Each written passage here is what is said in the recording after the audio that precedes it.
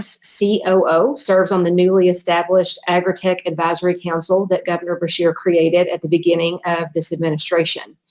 As a rural Kentuckian, it gives me such pride that these good paying jobs are being created right in my backyard. As we build a better Kentucky, access to a good paying job is one of the top priorities of this administration, and it is a promise that we intend to keep. So thank you so much to Fresh Harvest for helping our fellow Kentuckians in rural Kentucky.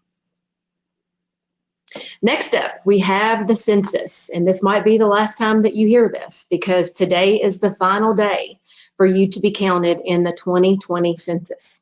We have done a pretty good job, but we want to make sure that we see this through to the finish line. So far, we are the best performing Southern state for self-response. So I got to give us some credit for that, but we can still do better. Oldham County. If you live in Oldham County and you have completed your census, thank you, because you are among the top 10 counties in the entire country, performing with an 83.2% self-response rate. That's pretty impressive. So way to go, Oldham County. And I've also got to give a shout out to the Owsley County Judge Executive, Cale Turner, because he personally called every resident in his county to make sure that they filled out the census so their voice could be heard.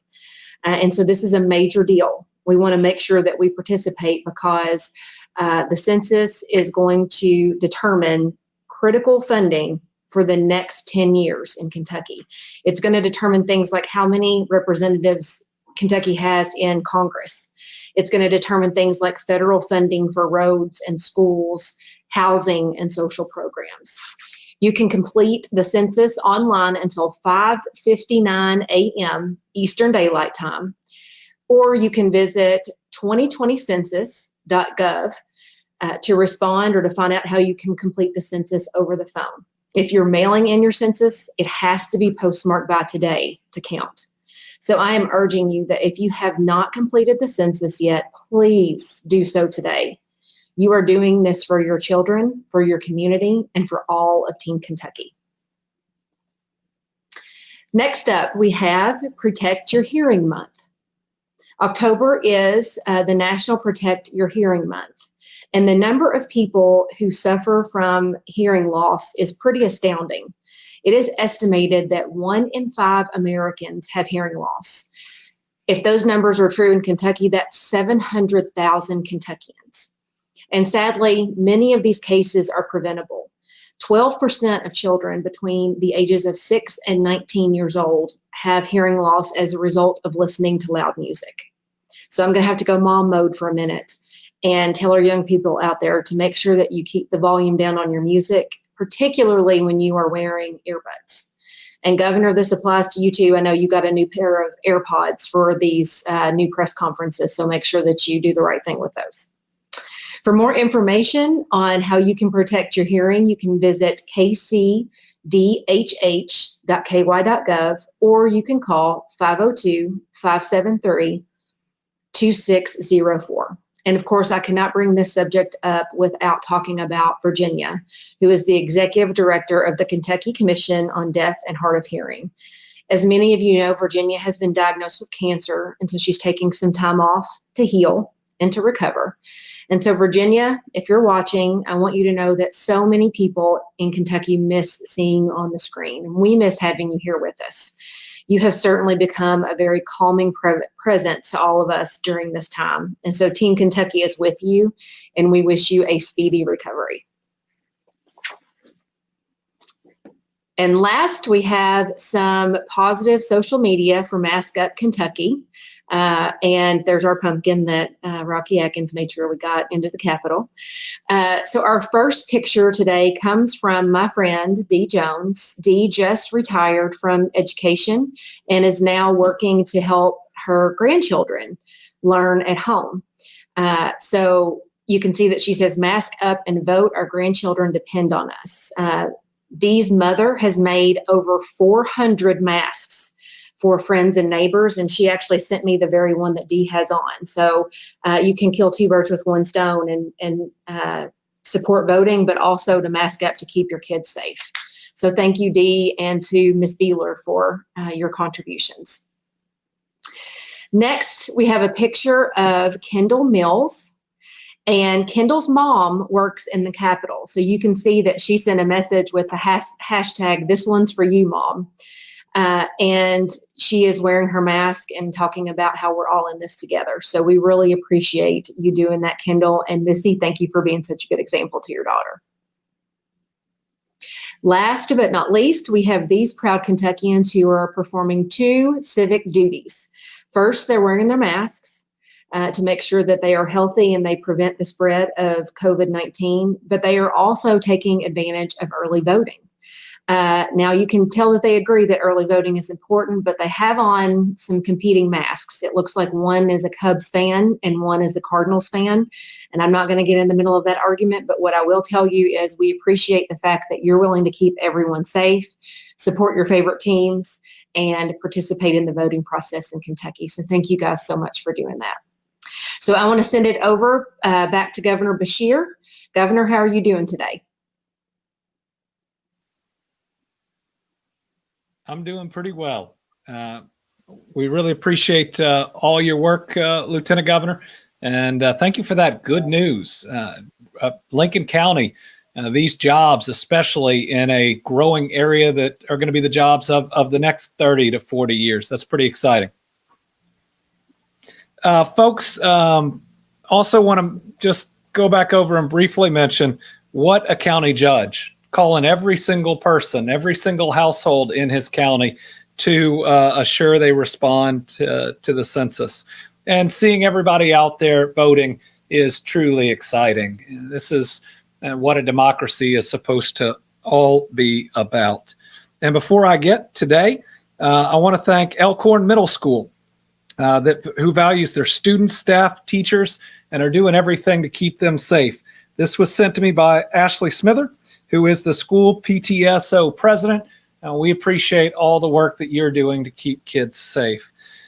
So that was the good news of the day, and we always need good news. Today's COVID report is not good news. We keep reiterating that we got to do better and we got to wear masks. And we keep seeing high numbers that highlight how important that is. So today, we're announcing 1,260 new cases of COVID-19. This again makes it one of our highest days, back-to-back days over 1,000.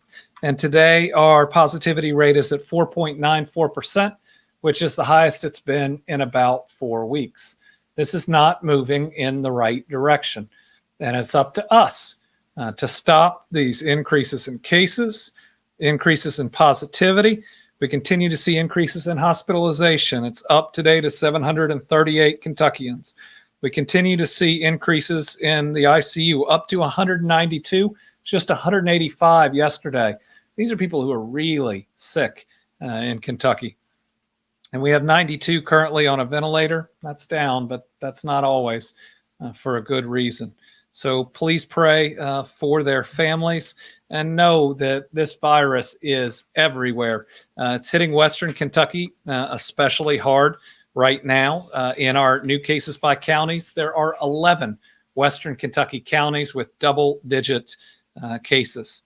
So today's new cases by county include 230 in Jefferson, 164 in Fayette, 49 in Warren, 27 in Hardin, Hopkins, and McCracken, 24 in Kenton, 23 in Knox, 22 in Knott, 21 in Pike, 20 in Bullitt and Callaway, 19 in a bunch of counties, Campbell, Clay, Henderson, Laurel, and Nelson, 17 in both Boone and Muhlenberg, 16 in Scott, 15 in LaRue, 14 in Hart or Madison, 13 in Barron and Davis, 12 in Marshall, 11 in Boyle, Greenup, Logan, and Taylor, and 10 in Montgomery and Shelby. A lot of other counties with 9 or 8. Those are all online. We talk about how when we have a lot of cases, sadly, a lot of death follows. So today's a really hard day. We're announcing the loss of 20 Kentuckians.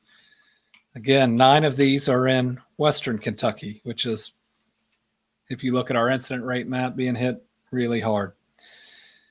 Our individuals that are lost today and whose families need our help, need our green lights, need our bells at 10 a.m. every morning, include an 86-year-old man from Bracken, a 71-year-old woman from Christian, a 100-year-old woman from Davis, an 88-year-old woman from Davis, an 82-year-old woman from Davis, and a 92-year-old woman from Davis County, 96-year-old woman from Greenup County, and a 74-year-old woman from Greenup County, 97-year-old woman from Henderson, 74-year-old man from Henderson, a 92-year-old woman from Henderson.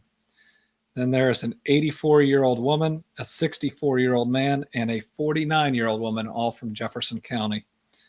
88-year-old woman from Knott, an 80-year-old man from Pulaski, 72-year-old woman from Scott, an 81-year-old man from Webster, and then we lost 2 in Whitley County, a 73-year-old man and an 85-year-old woman. I can't tell you how painful it is to read 20 entries. We're going to have a lot more days like this if we don't do better about wearing masks, about social distancing, and about following the rules. You know, we saw a picture online the other day of a group in E-Town, looked like at least 100 people, all at a cocktail party, not wearing masks. I hope, against hope, that that picture was somehow from last year and that someone wasn't that callous to engage in zero masks, which is what we were seeing, and no social distance. And we lost 20 people today. Shouldn't that convince you not to do something like that? We can't ignore it. We just can't pretend like it's not here. We can't allow the fact that we are inconvenienced to make us pretend that the virus isn't with us and isn't deadly. Now, our amount of compassion isn't judged by how during the first week or the first month we responded. Our level of compassion as Kentuckians is about how long we're willing to do something that's difficult. Are we compassionate if for 1 month we're willing to do what it takes to save people's lives?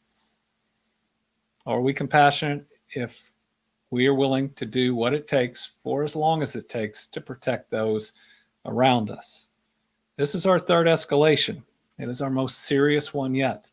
It will result in the most deaths that we have seen. And by now, if you don't know someone that's lost someone, then you're not asking them. It's this serious. Let's mask up. Let's engage in social distancing. Let's quarantine when you are called and asked. Let's do what it takes to stop this increase here in Kentucky.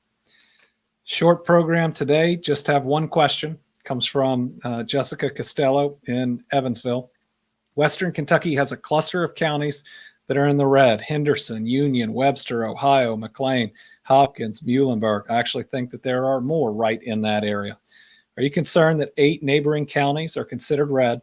And are you looking to do something to combat the COVID-19 in Western Kentucky? Have we been in contact with local officials about what to do in these problem areas?